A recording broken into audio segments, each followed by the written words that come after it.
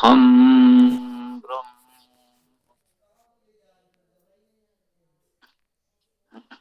सभी मित्रों को नमस्ते। सभी का इस वैदिक संस्कृत कक्षा में स्वागत है। आज का जो विषय लिया गया है देवनागरी वर्णमाला और संयुक्त वर्ण वर्तनी आदि है।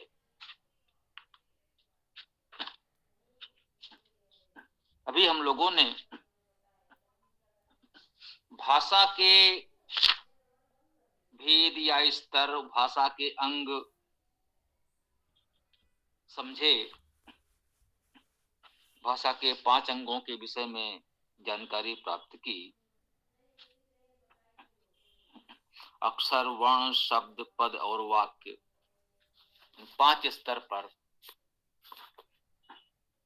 क्रमशः विकास होकर भाषा होती है।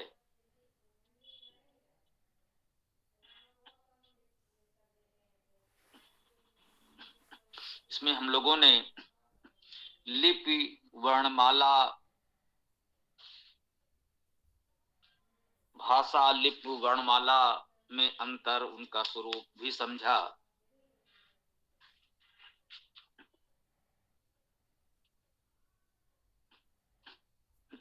इसमें भारतीय वर्णमाला की विशेषताएं, एक छोटा सा बिंदु है, आप लोगों ने पढ़ा होगा, अच्छी बात है। जिनके पास पुस्तक नहीं है, नहीं पढ़ सके हैं, यदि इसको कोई सज्जन पढ़ भी देंगे तो भी बात पूरी हो जाएगी। भारतीय लिपियों की वर्णमाला में विश्व की संपूर्ण मूल ध्वनियों के लिए निश्चित तथा स्वतंत्र चिन्ह है। जो भी बोलना है उसके लिए स्वतंत्र चिन्ह है। इसी को हम लोग कहते हैं, जो लिखा जाता है वही पढ़ा जाता है, जो पढ़ना है वही लिखा जाता है, इसमें कोई अंतर नहीं होता है। एक धुन के लिए एक ही तथा प्रत्येक धुन के लिए पृथक स्वतंत्र चिन्ह प्रत्येक भारतीय लिपि में पाए जाते हैं। हमने निवेदन किया था कि संपूर्ण भारत की वर्णमाला एक ही है। लिप में अंतर यूं कहें कि अक्षरों के आकार में, आकृति में अंतर है। वर्णमाला तो समान है तो सारे गुण भी समान ही होंगे। वर्णों को धन विज्ञान के अनुसार वर्गीकृत भी किया गया है। जैसे उच्चारण स्थान के अनुसार उस क्रम से हम लोग कंठ, तालु, मूर्धा, दंत और ओष्ठ के क्रम से वर्णों को रखते हैं। स्वर और व्यंजन को पृथक रखा गया और उनको भी उच्चारण स्थान के क्रम से रखा गया। इतने तार्किक भाषा, वर्णमाला, लिपि विश्व में और कोई नहीं है।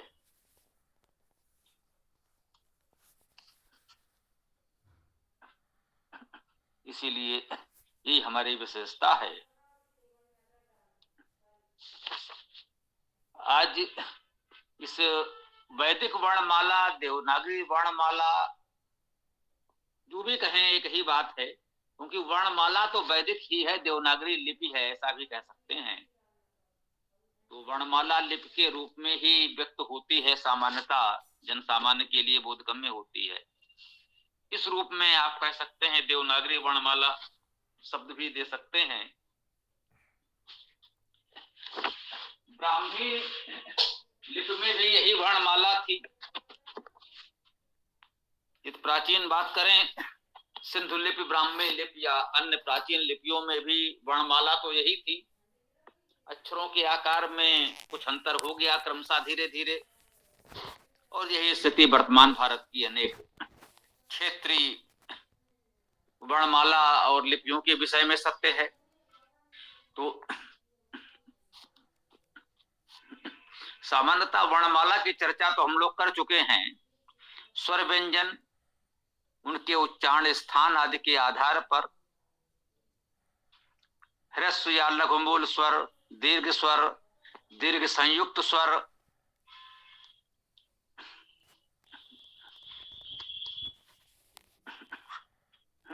तो ह्रस्व या लघुमूल स्वर आ, ई, र, उ 5, इन्हीं के दीर्घ रूप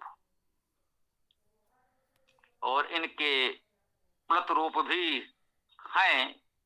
बहुत प्रचलन में न होने के कारण इसमें नहीं दिया गया, क्योंकि ये सरल संस्कृत व्याकरण जब हमने लिखा, इसका प्रकाशन किया गया, तो प्रयास यही था कि जो लोग संस्कृत से अपरिचित हैं, जनसामान्य सरलता से इधर आकृष्ट हो सके, ऐसी कुछ जटिल बातें न दी जाएं जिसको देख करके लोग इससे भाग जाएं।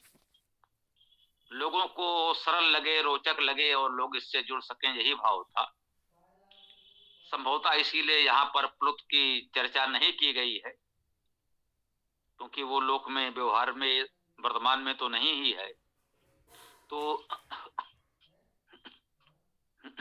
ये लघु स्वर, दीर्घ स्वर हुए, मूल स्वर। हाँ, इसमें एक बात आपके समझने की हो सकती है। हमने कहा है लघु मूल स्वर, दीर्घ मूल स्वर और दीर्घ संयुक्त स्वर। तो मूल स्वर तो ठीक है, ये 5 हैं, उनके दीर्घ रूप भी हो गए, प्लुत रूप भी होंगे, ठीक है। ये दीर्घ संयुक्त स्वर हैं जिन्हें मूल स्वर नहीं कहा गया। ये मूल स्वर और संयुक्त स्वर का अंतर इसमें समझने योग्य हो सकता है। आ ई मूल स्वर हैं, आ और ई जुड़ेंगे तो ए बन जाएगा, ये संयुक्त स्वर है। ये हमको जानना चाहिए, व्याकरण में बहुत उपयोगी है। जब आप संधिया करेंगे तो ऐसे ही होगी, आ धन ई बराबर ए।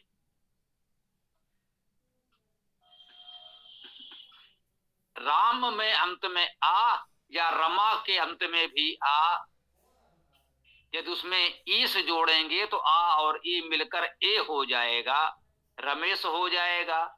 इंद्र जोड़ेंगे तो आ और ई मिलकर ए होगा, रमेंद्र हो जाएगा, रामेंद्र हो जाएगा। तो आ और ई जुड़कर ए बनेंगे। एक और आ आया, ऐ हो जाएगा। आ और उ मिलकर ओ बनेगा। यह महत्वपूर्ण हुआ। आ और ई मिलकर ए बना, आ और उ मिलकर ओ बना। तो ए ओ ये संयुक्त स्वर हुए, ए ऐ ओ औ ये संयुक्त स्वर हुए। आ ई मिलकर ए ऐ बनेंगे और आ उ मिलकर ओ औ बनेंगे। तो इसलिए इनको हमने संयुक्त स्वर कहा है। ये संयुक्त होकर मिलकर बनते हैं, दो मूल स्वरों के मिलने से बनते हैं, इसलिए इनको संयुक्त स्वर कहा गया। और क वर्ग कंठ है, च वर्ग तालव्य है, ट वर्ग मूर्धन्य है, ता वर्ग दंत है, पा वर्ग ओष्ठ है। ये हम लोग चर्चा कर चुके हैं, इसमें स्पष्ट रूप से लिखा हुआ है, आप देख लेंगे। और जी हाँ, ह्रस्व या लघु मूल स्वर, दीर्घ मूल स्वर, दीर्घ संयुक्त स्वर के पश्चात व्यंजनों में भी स्पष्ट किया गया। स्पष्ट व्यंजन, स्पर्श व्यंजन भी जिसे हम लोग कहते हैं। ईसत, स्पष्ट, यारा, लावा, ये अंतस्थ कहे जाते हैं, स्वर और व्यंजन के मध्य हैं। हम इसकी भी चर्चा कर चुके हैं। ईसत विव्रत ऊष्म वर्ण है, सा, सा, सा, हा, चार, ये भी चर्चा हम लोग कर चुके हैं। अनुस्वार और विसर्ग हम लोग परिचित हैं, संभवतः विशेष चर्चा नहीं हुई है, इस रूप में रह गया होगा तो आज देख लें। अनुसार क्या है? अब देखिए, अनुस्वार क्या है? स्पष्ट है, अनुस्वर ये स्वर के पीछे चलता है।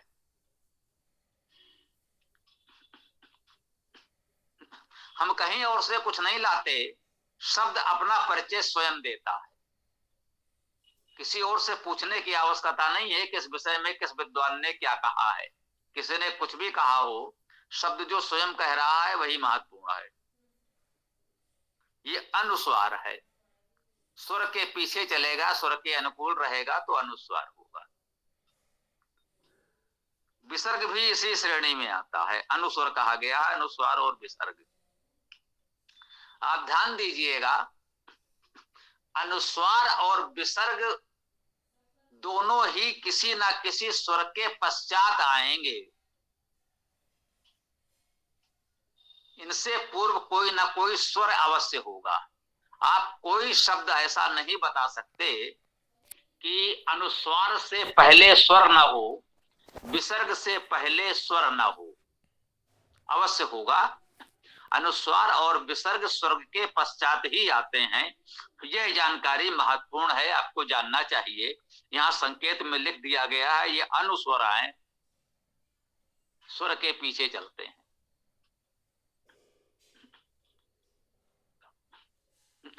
आप कहेंगे देवम, तो देव शब्द में वा के पश्चात आ है, लघुआ है, सो आ। उसके पश्चात माँ जो आया, ये हलंत है, और इसी हलंत माँ को अनुस्वार के रूप में भी लिख देते हैं कहीं कहीं। कहाँ, क्यों, कैसे लिखते हैं, ये अलग का विषय हो सकता है। अभी इतना तो समझ रहे हैं कि रामम में माँ हलंत लगाकर लिखा जाए या अनुस्वार बिंदु लगा दिया जाए, उच्चारण तो आप सामान्यता एक समान करते हैं। तो यदि आपने देवम रामम जन्म में ये अनुस्वार भी लगाया है, तो ये देखिए अनुस्वार से पूर्व स्वर अवश्य होगा, तभी अनुस्वार लगेगा। यदि स्वर नहीं है तो अनुस्वार नहीं लगेगा। यदि उसके पहले कोई हलंत वर्ण व्यंजन है, अस्वर व्यंजन है, और फिर ये हलंत माँ अस्वर माँ आता है, तो उसके स्थान पर आप अनुस्वार नहीं लगा सकेंगे। देखिएगा, जितने शब्दों की आपको जानकारी हो, जितने भी शब्द आपने देखे सुने हो, आगे देखने में आए, तो ध्यान दीजिएगा, अनुस्वार से पहले भी स्वर होगा और विसर्ग से पहले भी स्वर होगा, निश्चित रूप से होगा। इन्हें हमने अनुस्वर कहा है। अब ये मत पूछिएगा कि हमसे पहले इसे अनुस्वर किसने कहा है, अनुस्वार शब्द ही बता रहा था, और ये वास्तव में होता है, तो हमने आपकी सुविधा के लिए कह दिया, आप इसे सरलता से समझ सकें। तो इसमें एक बात और देखिएगा, चूंकि ये स्वरों के पश्चात ही आते हैं, इसलिए जैसे अकारादि क्रम से शब्दकोश बनेगा, हमने धात्वादि कोश और वैदिक शब्दकोश अकारादि क्रम से बनाया। अब ये बात यही थी कि अनुस्वार और विसर्ग कहाँ रहेंगे। स्वाभाविक है, जो भी स्वर है आएगा ये स्वर के पश्चात ही। जब वो स्वर आ जाएगा, उसके पश्चात स्वर के पश्चात अनुस्वार विसर्ग है, तो वो भी आ जाएगा। तो इससे भी एक सुविधा हुई इस सिद्धांत को समझ लेने से, कि हम शब्दकोश में जो आधुनिक शब्दकोश सब अकारादि क्रम से बनते हैं, सुविधाजनक हैं, तो इनका स्थान निर्धारित करने में भी हमें ये सुविधा इससे हो जाती है। अब ये जान ले अनुस्वार क्या है। अनुस्वार वास्तव में ये पांचों स्पष्ट व्यंजन के वर्ग जो हैं, 5 वर्ग हैं स्पष्ट व्यंजन के, कचट तप हम लोग कहते हैं। क वर्ग, च वर्ग, ट वर्ग, त वर्ग, प वर्ग, ये कचट तप, ये 5 वर्ग होते हैं। इन पांचों वर्गों के जो पंचम वर्ण हैं या अंतिम वर्ण हैं, इन्हें पंचमाक्षर भी कहते हैं, पंचम वर्ण भी कहते हैं। वास्तव में तो अक्षर ही हैं, उच्चारण तो स्वर के साथ ही होगा, इसलिए वर्ण भी हो जाएंगे। तो इस रूप में उन्हें पंचम वर्ण या पंचमाक्षर कहा जाता है। इन पंचमाक्षरों के स्थान पर ही अनुस्वार लगता है, ये ध्यान दें। अनुस्वार की अपनी कोई स्वतंत्र सत्ता नहीं है। इन पंचम वर्णों के स्थान पर अनुस्वार आता है। ये पंचम वर्ण अस्वर होंगे, इनके पश्चात कोई स्वर नहीं होगा, तो ये अनुस्वार हो सकता है। हम कह रहे हैं हो सकता है, हो ही जाएगा यह आवश्यक नहीं। उसके अपने कुछ नियम हैं, कहां होगा, कैसे होगा, विभाषा अर्थात विकल्प भी हैं, वर्तमान भाषाओं में आप देख रहे हैं, कोई अनावश्यक रूप से सभी अस्वर पंचम वर्णों के स्थान पर अनुस्वार ही लगा देता है। समझ में नहीं आता कि इस अनुस्वार का क्या उच्चारण करें। जैसे एक छोटा सा शब्द ध्यान में आया, संबंध। अब संबंध में अस्वर मां है, पहले सा के पश्चात अस्वर मां है। इसके स्थान पर भी आपने अनुस्वार बिंदु लगा दिया, सा के ऊपर अनुस्वार बिंदु लगा दिया, सम। बंध में ना के स्थान पर भी आपने अनुस्वार लगा दिया, संबंध। अब अनुस्वार को मां पढ़ें या ना पढ़ें, जिनको संस्कृत भाषा के इस वैज्ञानिकता से परिचय नहीं है, उसके इस तर्क सिद्धांत को नहीं समझते हैं, वे बहुत आपस में विवाद किया करते हैं कि मां के स्थान पर अनुस्वार आएगा या ना के स्थान पर अनुस्वार आएगा। इस तरह के विवाद भी हमने अपने कार्यकाल में बहुत देखे हैं। क्योंकि कह सकते हैं कि उस दृष्टि से एक संपादन का कार्य ही हमारे पास रहा है। पूरा जो भी हमारा जीवन यापन का, आजीविका का साधन रहा है, वो संपादन रहा है। और संपादन में संपादकीय विभाग के ऐसे संपादक मित्रों के बीच इस तरह की चर्चाएं, विवाद बहुत देखे सुने। मूल तथ्य का तो उन्हें पता नहीं। कहते नहीं भाई, कुछ लोगों का मत है कि नहीं यार, वो ना के स्थान पर अनुस्वार लगा दो, मां तो लिखना पड़ेगा। बोले नहीं, मां के स्थान पर अनुस्वार लग सकता है, ना तो लिखना पड़ेगा। अब इस आधार पर संबंध में कोई मां के स्थान पर अनुस्वार लगा रहा है, कोई ना के स्थान पर लगा रहा है, कोई दोनों के स्थान पर लगा रहा है। तो मुख्य तार्किक बात तो ये है कि संबंध में अच्छा तो यही होगा कि मां भी लिखें और ना भी लिखें, अनुस्वार का दुरुपयोग ना करें। एक तो ये है। पाणिनि व्याकरण में एक सूत्र आता है, सामान्यतः हम ऐसे व्याकरणों के सूत्र आदि की चर्चा नहीं करते हैं, फिर भी ऐसा लगा कि जहां पर हो सकता है कुछ सुविधा हो। पता नहीं क्यों उन्होंने जो भी उचित समझा हो लिखा है, मोनुस्वारा, मां के स्थान पर अनुस्वार हो सकता है। अब यदि जिसे चर्चा में हमने भी कह दिया कि भाई एक नियम तो ये भी है, और भाई इतने बड़े आचार्य का है, तो मां के स्थान पर आप अनुस्वार लगाइए और ना आधा लिखिए। बहुत व्यवहारिक बात यही है कि मां है तो लिखा जाए, ना है तो लिखा जाए। अनुस्वार का प्रयोग यथासंभव शब्दों के मध्य ना किया जाए। सामान्यतः पदों के अंत में अनुस्वार लगा देते हैं। पदों के अंत में शब्द और पद का अंतर हम लोग कल समझ चुके हैं, चर्चा कर चुके हैं। देव शब्द है, उसमें विभक्ति लगी देवम, तो ये पद बन गया। अब देवम के पश्चात कौन सा शब्द आ रहा है वाक्य में या किसी काव्य में, यदि उसके पश्चात इसी पवर्ग का ही कोई वर्ण अक्षर आ रहा है तो अनुस्वार हो जाता है। ये एक है। जैसे संबंध को उदाहरण के रूप में ही अगर समझना चाहें तो इसमें दोनों के स्थान पर अनुस्वार क्यों लोग लगा देते हैं, उसे सही माने या ना माने, शुद्ध या अशुद्ध माने, वो अलग विषय हो गया। ये प्रचलन क्यों आया? संबंध में अस्वर मां के पश्चात बा आया है।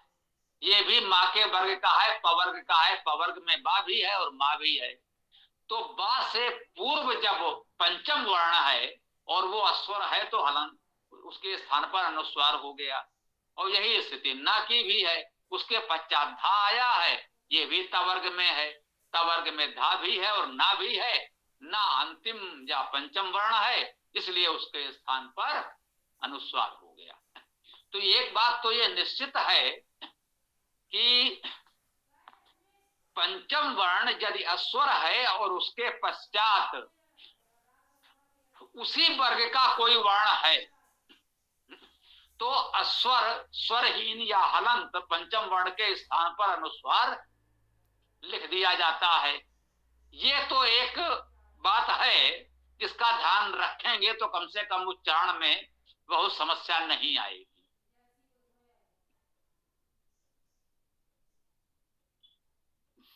जैसे अब सन्निकट शब्द भी मुझे एक स्मरण में आया। अब यहां पर जो सन्निकट है ना के स्थान पर अनुस्वार, वैसे तो दोनों ना है, लगा दीजिए, कैसा लगेगा? लोक व्यवहार प्रचलन की दृष्टि से ही देख लीजिए, ठीक नहीं लगेगा। तो ये बातें हमें ध्यान में रखने की हैं। अनुस्वार और विसर्ग, थोड़ा इस विषय में प्राचीन परंपराओं से हम हट गए हैं, इसलिए समझना पड़ेगा। उचित यही है, ये मतलब मूल सिद्धांत तो ये समझ लें कि ये पंचम वर्ण के स्थान पर ही अनुस्वार होता है, इसका अन्य कोई स्वतंत्र अस्तित्व नहीं है। वर्णमाला में अलग से इसको स्थान देना भी कोई आवश्यक नहीं है, उसी के स्थान पर आ जाता है और वही उच्चारण भी देता है, अन्य कोई उच्चारण नहीं देता। उच्चारण आप वही करते हैं, अनुस्वार लिखने के पश्चात उसी पंचम वर्ण का उच्चारण आप करते हैं। मा, नाणा आदि कुछ भी करें वो वही करते हैं, वही करना भी चाहिए। जैसे मंच शब्द में या है, चाचा जाझा या चा है, तो चा से पूर्व या, चाचा जाझा या, उसके स्थान पर भी अनुस्वार लगा देते हैं। मंच में मां के ऊपर अनुस्वार बिंदु लगा दिया गया तो वो उच्चारण उसी या का ही निकलेगा। संयम, अब या क्या है? या किस वर्ग का है? या भी तालव्य है, अर्थात एक प्रकार से च वर्ग से ही आएगा। च वर्ग तालव्य है, या भी तालव्य है, अर्थात तालु से उच्चारण होता है। तो संयम में सम यम जुड़ा तो मां का अनुस्वार हो गया, लेकिन उच्चारण उसका या इसलिए हुआ क्योंकि या है पश्चात। तो संधि के नियम से यूं कहें कि मां के स्थान पर या हो गया क्योंकि उसके पश्चात या है जो तालव्य है। अब ये संधि का नियम हो गया कि वो उसके पश्चात जो वर्ण है जिस उच्चारण स्थान का है उसी उच्चारण स्थान का पंचम वर्ण हो जाएगा। तो ये संधि के नियम है। तो संधि के नियमों के अनुसार वर्ण परिवर्तन तो हुआ, परंतु मुख्य बात यही है कि अनुस्वार आपने लगाया और उच्चारण उसी वर्ग के पश्चात जो वर्ण आया है उसी उच्चारण स्थान के अनुसार उसका उच्चारण हो जाएगा, या अनुस्वार आप लगा देते हैं। अब देखिए ये सम्यक शब्द है, देखिए बहुत अच्छा उदाहरण आ गया ध्यान में, ये आपको समझने में सुविधा होगी। सम्यक, संयम में आपने देखा या था, वो भी तालव्य था, और या का उच्चारण आपको या के अनुसार करना था, संयम चल गया। सम्यक में मां के स्थान पर अनुस्वार लगा हुआ किसी ने नहीं देखा होगा। किसी ने देखा हो तो बताइए। कोई बहुत ही अज्ञानी बालक विद्यार्थी हो तो भले लिख दे, सम्यक में अनुस्वार नहीं लगाया जाता, मां लिखा ही जाता है। क्यों?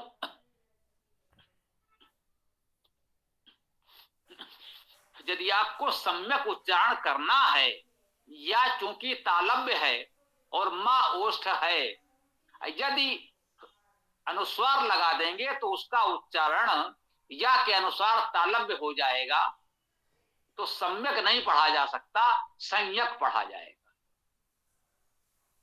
तो अनुस्वार के विषय में हमने ये जाना कि अनुस्वार की अपनी कोई स्वतंत्र सत्ता नहीं है। यह स्पष्ट व्यंजनों के पांचों वर्गों के अंतिम वर्ण पंचम वर्ण होते हैं। यदि वे अस्वर हैं, हलंत हैं, स्वर रहित हैं, तो उनके स्थान पर अनुस्वार बिंदु लगा देते हैं और उसका उच्चारण उसके पश्चात आने वाले वर्ण के पंचम वर्ण के अनुसार होता है। अनुस्वार के पश्चात जो वर्ण होगा, उस वर्ण का जो पंचम वर्ण होगा वही उच्चारण अनुस्वार का हो जाएगा। यदि आपने अनुस्वार लगाया है तो यदि आप चाहते हैं कि उसके स्थान पर कोई अन्य ध्वनि उच्चारित तो हो, कोई अन्य वर्ण का उच्चारण हो, तब आप अनुस्वार नहीं लगा सकते। जैसे सम्यक में मां लिखना पड़ा, अनुस्वार नहीं लगा सकते, ये आपको ध्यान रखना होगा। तो कृपया बताइएगा, अनुस्वार के विषय में इस प्रकार की कोई जानकारी, चर्चा आप में से किसी ने कहीं यदि जानी सुनी हो तो। हमारी भाषा इतनी ध्वनि विज्ञान के अनुसार तर्कसंगत है कि हम आपको बताने का प्रयास कर रहे हैं। विसर्ग क्या है, जिसमें एक रहस्य और खुलेगा। विसर्ग, विसर्जनीय कहा है, जिसका विसर्जन कर दिया जाए। विसर्ग शब्द का भी अर्थ वही है, वि उपसर्ग है और सर्ग सृजन करना, विसर्जन कर देना। अब देखिए, जो अभी चर्चा हुई थी आज ही, उसको भी ध्यान देखिए। वि उपसर्ग है, वि का अर्थ है विशेष, विसर्ग का अर्थ है विशेष सृष्टि करना, विशेष सर्ग, विशेष सृष्टि। विसर्जन, विशेष सर्जन करना, विशेष सर्जना करना, विशेष सृजन करना, विशेष निर्माण करना, ये विसर्जन है। तो है ना, ये हुआ विसर्ग या विसर्जन, विसर्जनीय, विशेष सृजन करना, विशेष सृजन करने योग्य, विसर्जनीय। अब जब हम कहते हैं विसर्जन करना, तो विसर्जन करना का अर्थ हो जाता है जैसे त्याग कर देना। तो कह सकते हैं ये थोड़ा सा, ये भाषा के आनंद हैं, इसको थोड़ा आनंद लें। इन सब बातों से एक हास परिहास आनंद का विषय ले सकते हैं, उस तथ्य को समझें। यहां इसका विशेष सृजन हुआ है, इसे हम लोग विसर्ग कह रहे हैं, विसर्जन कह रहे हैं, विसर्जनीय कह रहे हैं। व्याकरण में विसर्जनीय शब्द आता है इसके लिए। इसका विशेष सृजन करना पड़ा। क्यों करना पड़ा, इसे समझने का प्रयास करें। यह वास्तव में सा ध्वनि है, वर्णमाला के अंतिम ध्वनियां। मूलतः विसर्ग क्या है, सा ध्वनि है। कौन सा, दंत सा, सकार वाला सा, सकारात्मक सा। ठीक, वास्तव में होता है, इसे हम लोग राम के पश्चात विसर्ग लगाते हैं तो वो रामस हुआ, देवस हुआ।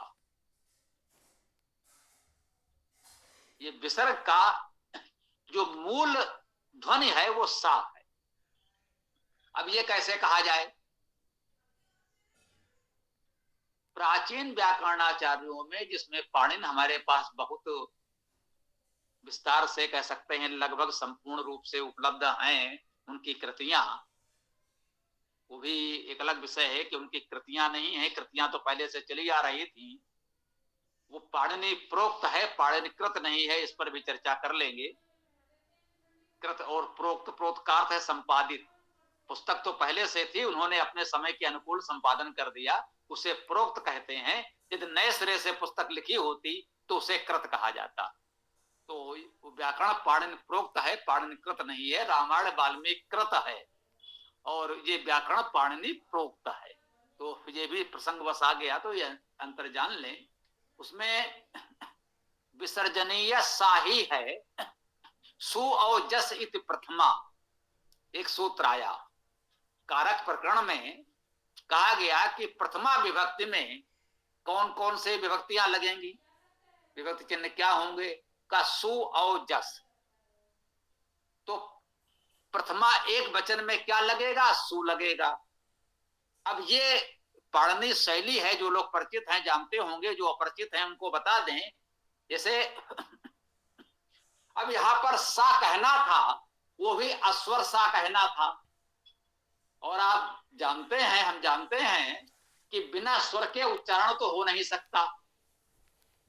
अब पाणिनि जी प्रथमा में क्या लगेगा कैसे बताएं। कि बिना स्वर के तो उच्चारण हो नहीं सकता।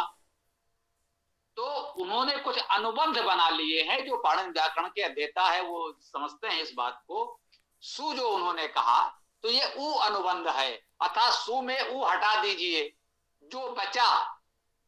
अब इसको समझने का प्रयास करें, उच्चारण नहीं कर सकते थे, संभव नहीं था, तो कैसे समझाया। सु में उ अनुबंध है, उ उन्हें जोड़ना पड़ा जिससे आप उच्चारण कर सके, नहीं कर पाते। तो अब सु में उ अनुबंध है, उ हटा दीजिए। ये सु में उ हटा देंगे तो क्या बचेगा, सा बचेगा, जिसमें कोई स्वर ना हो।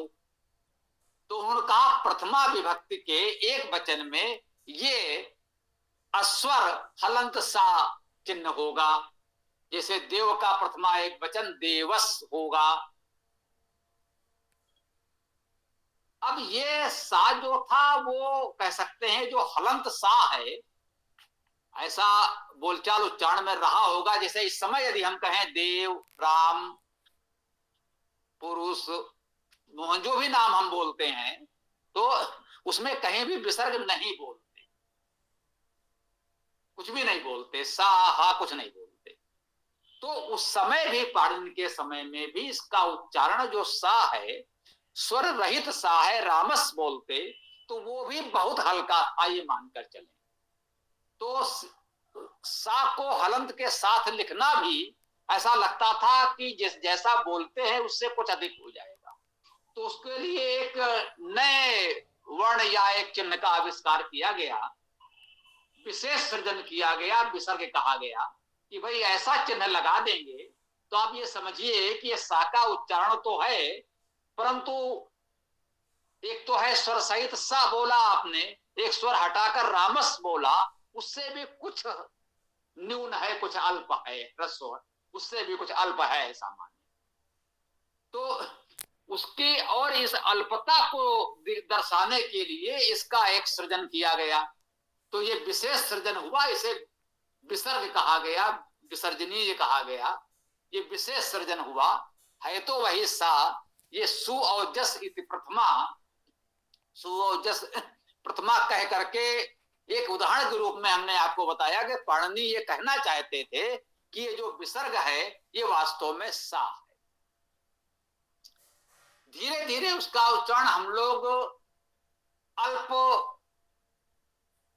मृदु हा के रूप में करने लगे, राम देवा बोलने लगे।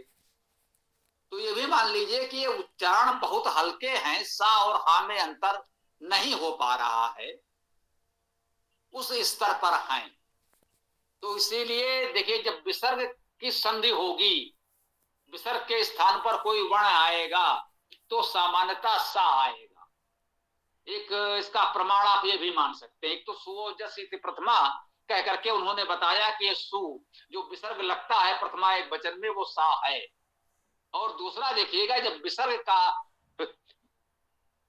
विसर्जन होगा संधि के नियम से, तो यदि देवा के पश्चात कोई शब्द आएगा और इसका विसर्ग के स्थान पर कोई वर्ण बनेगा तो क्या बनेगा, सा बनेगा। आप बोलचाल में कह सकते हैं तीनों सा में से कोई सा बनेगा, ये उसके पश्चात वाले वर्ण पर निर्भर करेगा कि कौन सा आएगा। तालब्य,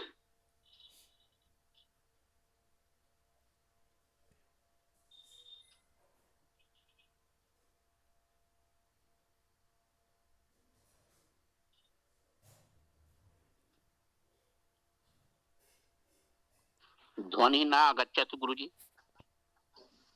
हाँ जी, ध्वनि नहीं आ रही है।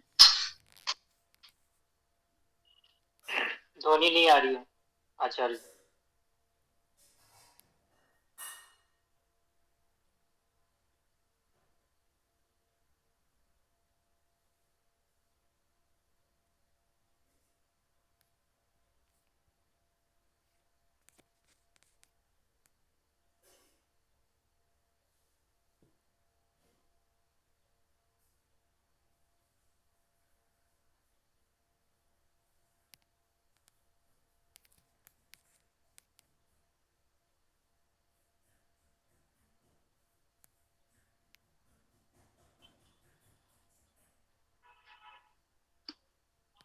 जी, कुछ समस्या तो आ गई थी, क्या ये हम समझ नहीं पाए। अब संभवतः आप हमें सुन पा रहे हो। जी स्वामी जी, आवाज आ रही है। ये पता नहीं अचानक अपने आप इसमें क्या हो गया। तो कहाँ तक आप लोग कुछ सुन पाए हैं बताएं तो हम आगे प्रयास करें। रामस विसर्ग वाला। जी जी जी। तो विसर्ग का प्रकरण था, तो ये संभवतः आप समझ पाए हों कि ये विसर्ग विसर्जनी विशेष सृजन किया गया ये सा के स्थान पर। सु और जस इस प्रथमा कहकर के पाणिनि ने बताया कि ये प्रथमा एक वचन में जो चिन्ह लग रहा है वो सा है। और इसी प्रकार से जो विसर्ग संधि आप पढ़ेंगे तो उसमें जब विसर्ग के स्थान पर कोई वर्ण आता है तो वो भी सा आता है। यद्यपि उसमें तालव्य सा, मूर्धन्य सा, दंत सा आते हैं और रा भी हो जाता है। तो विसर्ग के स्थान पर संधि के नियमों से जब कोई वर्ण आता है तो तालव्य सा, मूर्धन्य सा और दंत सा आते हैं और रा आता है। अभी चर्चा आई थी कि ओ हो जाता है, रामा का रामो हो जाना वो एक अलग बात थी। यहां पर जो हम प्रकरण विसर्ग को समझने का प्रयास कर रहे हैं उसमें यह बात उपयोगी होगी आपके लिए कि वो सा आ रहा है, हा तो कहीं भी नहीं आ रहा। यदि वो मूल ध्वनि हा होती तो सामान्यता विसर्ग के स्थान पर हा आता, वो कहीं भी नहीं आ रहा। तो इन सब कारणों से मेरा ध्यान गया और मुझे लगा कि इसकी मूल ध्वनि सा ही थी। जो कुछ थोड़ा बहुत वेद भाषा व्याकरण हम पढ़ पाए, समझ पाए, उससे हमारा एक निष्कर्ष निकला है तो आप तक हमने पहुंचा दिया। ये ऐसा कोई विषय नहीं है जिसको लेकर हम कोई शास्त्रार्थ करें। हम स्पष्ट कहते हैं कि हम लोग शास्त्रार्थ करने के लिए नहीं है, हम लोग बातों को समझने के लिए हैं। कहीं हम सहमत या असहमत हो सकते हैं। तो अनुस्वार और विसर्ग का प्रकरण आज हम लोगों ने पर्याप्त कर लिया और समय अब इससे अधिक की अनुमति तो नहीं दे रहा। तो इस प्रकरण को अब हमें विराम देना पड़ेगा क्योंकि मंत्र भी है, शेष कल देखते हैं। ओम। पुलकित जी देखें आगे। जी, किसी का विशेष प्रश्न हो इस प्रकरण को लेकर तो पूछ लीजिए, क्योंकि फिर आगे बढ़ जाते हैं तो रह जाता है प्रश्न। तो अभी आप पूछ सकते हैं, फिर हम वेद कक्षा शुरू कर लें। आचार्य जी, आपने बताया कि अनुस्वार जो है वो स्वर के बाद आता है और अस्वर के पहले, यानी कि कोई व्यंजन हो उसके पहले वो अनुस्वार हो जाता है। लेकिन हम जब भी अनुस्वार लगाते हैं तो वो सभी व्यंजनों में के ही स्थान पर आते हैं, यानी स्वरों के स्थान पर तो नहीं आता है। तो फिर इसको व्यंजनों के साथ गणना क्यों नहीं की जाती है?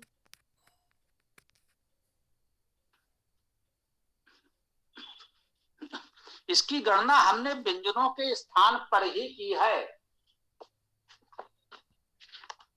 यही तो हमने इतनी देर आपको बताया कि ये व्यंजन के स्थान पर आते हैं, इसकी गणना व्यंजन में ही है, इसकी स्वतंत्र सत्ता है ही नहीं। ये पांचों स्पर्श वर्गों के अंतिम वर्ण हैं, अंतिम वर्णों के स्थान पर ही आते हैं, इनकी गणना अलग से नहीं की जा सकती। यही तो हमने बताया आपको। ओम। जी आचार्य जी, नहीं, मेरा ये प्रश्न है कि जब ये व्यंजनों के ही स्थान पर आता है तो हम जब वर्णमाला को जब बोलते हैं या समझते हैं तो ना तो ये स्वर में आता है ना ही ये व्यंजन में इसकी गणना होती है। तो फिर इसको अलग ही रखा जाता है। तो मैं ये कह रही हूँ कि ये व्यंजन में इसकी गणना क्यों नहीं होनी चाहिए? व्यंजन में ही गणना है, अलग से केवल समझाने के लिए बता दिया गया इसको। गणना तो व्यंजन में ही है, व्यंजन से अलग नहीं है, ये व्यंजन से पृथक इनका कोई अस्तित्व नहीं है, ये स्पष्ट है, कोई भ्रम नहीं है। ये पंचम वर्ण सम्यक जी, जो सम्यक शब्द आपने बताया तो वो भी मुझे समझ में नहीं आया कि वहां पर अनुस्वार नहीं हुआ है, और आपने अच्छे से ये भी बताया कि उसके बाद यकार आया है तो वहां पर अनुस्वार हो जाना चाहिए था, लेकिन तब भी वहां पर मकार ही आया है, तो ऐसा क्यों हुआ है? मैं समझ नहीं पाई इसको। नहीं, थोड़ा सा आपने शायद ध्यान नहीं दिया या बात स्पष्ट नहीं हुई। हमने यही बताया कि यदि उच्चारण या के वर्ग का होता तभी अनुस्वार हो सकता था। यदि दूसरा उच्चारण करना है तो आपको वर्ण लिखना ही पड़ेगा, अनुस्वार नहीं कर सकते, यही तो बताया हमने। यदि उसके लेकिन आचार्य जी, आपने संयम शब्द भी तो बताया था कि संयम में भी वहां पर क्योंकि या के या है तो या आना चाहिए और फिर अनुस्वार हो गया, क्योंकि वो या एक व्यंजन है, तो संयम में हमने अनुस्वार लगा दिया, तो फिर यहाँ भी अनुस्वार आ जाना चाहिए था।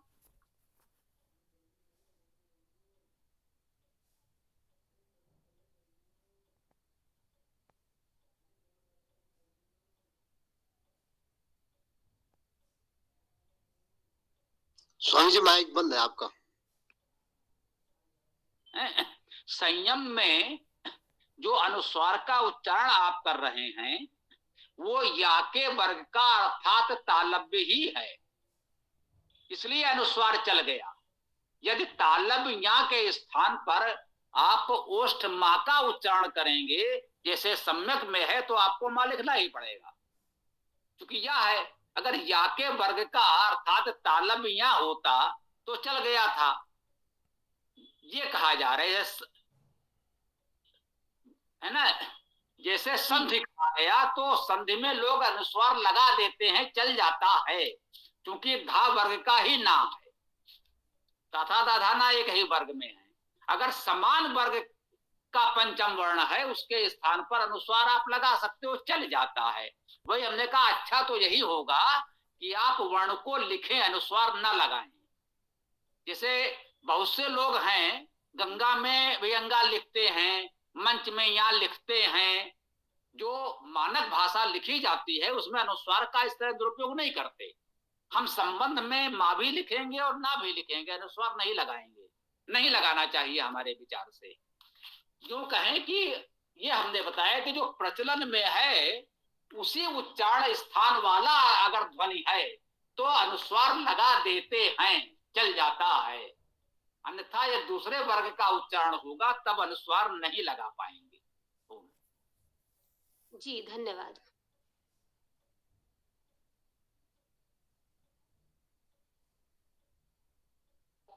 किसी का प्रश्न हो तो जल्दी से पूछ लीजिए। ओम नमस्ते आचार्य जी। अच्छा जी, मेरा एक प्रश्न है जी। जब हमारा अनुस्वार के बिना काम हो रहा था व्याकरण में, तो फिर अनुस्वार की क्या उपयोगिता रह गई? मतलब इससे क्या सरलता हो जाती है? क्या ये लिखने में सरलता होती है? मुझे ऐसा लगता है जब हम शब्दों को लिखते हैं तो उसमें सरलता हो जाती है। तो आपके अनुसार क्या उत्तर हो सकता है इसका? मेरे अनुसार उचित यही होगा कि जो वर्ण है उसे लिखा जाए, अनुस्वार का उपयोग लगभग ना करें तो अच्छा है। यदि विशुद्ध सैद्धांतिक पक्ष हमारा पूछा जाए तो सैद्धांतिक मत तो मेरा यही है कि अनुस्वार का उपयोग करना ही नहीं चाहिए, यही उचित होगा। अब अति प्राचीन काल में कब कैसे क्या उपयोग होता था वो तो एक अलग शोध का विषय हो सकता है। देवनागरी में जो स्थिति है, मुझे लगता है कि जैसे हमने कहा उदाहरण के लिए संबंध में मां और ना लिखे तो अच्छा है, अनुस्वार ना लगाएं, कोई समस्या नहीं है ना। यदि आपको देवम रामम लिखना है तो मां हलंत के साथ लिखें, ठीक है, उसमें क्यों हम अनुस्वार लगाएं? उसको लिखने में पढ़ने में असुविधा ही हो रही है, उच्चारण आपको वही करना है। तो उचित तो मेरे विचार से यही है, ये है कि बहुत से लोग इससे असहमत हो सकते हैं। अरे भाई, अनुस्वार इतने से लिखा जा रहा है, उसको आप बिल्कुल निरस्त कैसे कर सकते हैं? भाई, हमें कोई अधिकार नहीं है निरस्त करने का। आपने कहा तो मुझे लगता है कि यदि पंचम वर्णों को लिखा जाए तो अधिक उपयुक्त है, और सुविधा के अनुसार यदि कोई अनुस्वार का प्रयोग कर रहा है तो हम उसे रोक नहीं सकते हैं, भाई उसकी इच्छा। ओम। जी आचार्य जी, और एक और मेरा दूसरा प्रश्न है, हम जब पतंजलि लिखते हैं, पतंजलि, महर्षि पतंजलि, तो लोग या तो य लगाते हैं या अंस्वा लगाते हैं, लेकिन इसमें एक समस्या ये हो जाती है कि जब हम अंस्वा लगाते हैं तो काफी सारे लोग उसको पतंजलि ही पढ़ लेते हैं, और शायद मुझे लगता है वो पतंजलि भी मैंने देखा है लिखा हुआ। तो वो कौन सा सही है, पतंजलि है या, क्योंकि ज है तो ज के जगह य होगा वहां पे, तो इसके आपके अनुसार क्या सही है? चाचा जाजा, यहाँ जो पंचम वर्ण है वही होगा, वही होना चाहिए।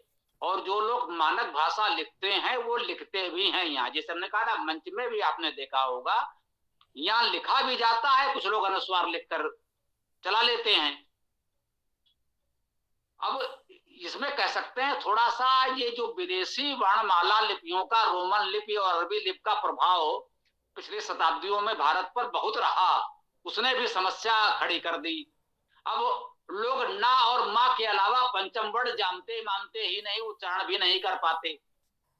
बहुत से लोग णा का उच्चारण नहीं कर पाते, बड़े बड़े धर्मनिष्ठ सनातनी हैं, वो णा का उच्चारण नहीं कर पाते, णा के स्थान पर ना बोलते हैं। और एक परिहास का विषय हो सकता है, भाई जी गणतंत्र को गणतंत्र बोलते हैं। हमने कहा आपने गणतंत्र को गणतंत्र बना दिया, क्योंकि उन्हें इतनी जानकारी ही नहीं है, जो कथित अंग्रेजी माध्यम से और इस प्रकार से पढ़ करके आ रहे हैं, उनको ना और माँ के अतिरिक्त किसी पंचम वर्ण की जानकारी ही नहीं है। तो ये बहुत बड़ी समस्या है। इन सब कारणों से ये समस्याएं आई हैं। तो पतंजलि में या लिखना उचित है या नहीं, या और या का अंतर समझें। हो सकता है बहुत सही उच्चारण हम भी न कर पा रहे हैं। चाचा जाजा या, मंच, ऐसे शब्दों का उच्चारण करके इसके ध्वनि को समझने का प्रयास करें। जहां कह सकते हैं कथित अनुस्वार जहां लगता हो, उसके पश्चात च वर्ग का कोई वर्ण हो, तो मंच, मंचन जैसे में आप देखिए जो ध्वनि निकल रही है, सहज भाव से निकल रही है, वो या, और उसे लिखना भी चाहिए। पतंजलि में ता के पश्चात या लिखेंगे, तब जा लिखेंगे, तो पतंजलि सही होगा, यही शुद्ध रूप होगा। और यह शुद्ध रूप लिखा भी जाता है। मुझे कहने दीजिए, कुछ विषयों पर यदि किसी से हमारे मतभेद हैं तो हम उसके अच्छे कार्यों को नहीं नकारते। गीता प्रेस गोरखपुर वेद का प्रकाशन नहीं करता, और सनातन धर्म का इतना बड़ा केंद्र है, हम लोगों को इसका कष्ट तो है, परंतु उसके प्रकाशनों में भाषा की शुद्धता हमारे लिए अनुकरणीय है। वो ये पंचम वर्ण सभी के सभी यथासंभव लिख रहा है, अनुस्वार का प्रयोग नहीं करता है, ये तो नहीं कहेंगे, परंतु अत्यल्प है। सामान्यतः ये पांचों वर्ण जो पंचम वर्ण है, जिनके स्थान पर लोक प्रचलन में या लोक भाषा में अनुस्वार ही अनुस्वार चल रहा है। जैसे हमने कहा कि संबंध में माँ का भी अनुस्वार और ना क्या भी अनुस्वार, तो आपको गीता प्रेस गोरखपुर के प्रकाशन में ऐसा नहीं मिलेगा। वहां पर माँ और ना आपको उचित रूप में लिखने का प्रयास मिलेगा। तो अच्छे प्रकाशन अभी भी है, जैसे उदाहरण के लिए हमने गीता प्रेस गोरखपुर की बात की, आर्य समाज के भी अच्छे प्रकाशन हैं। तो जो लोग वेदों का प्रकाशन कर रहे हैं, तो वहां इस तरह से अनावश्यक अनुस्वार का प्रयोग नहीं करते, वे पंचम वर्ण का उपयोग करते हैं, और करना भी चाहिए। ठीक है। स्वामी जी, अभी एक स्लाइड शो में बताया गया था कि कक्षा लिखा था वहाँ पे, तो उसको ऐसा लिखा था क, आधा क और श, तो कक्षा शब्द सही है कि कक्षा?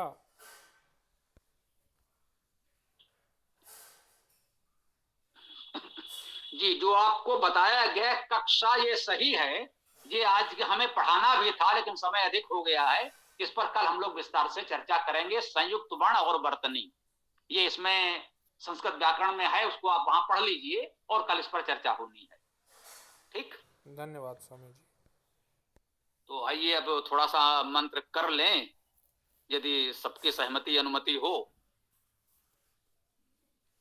जी गुरु जी।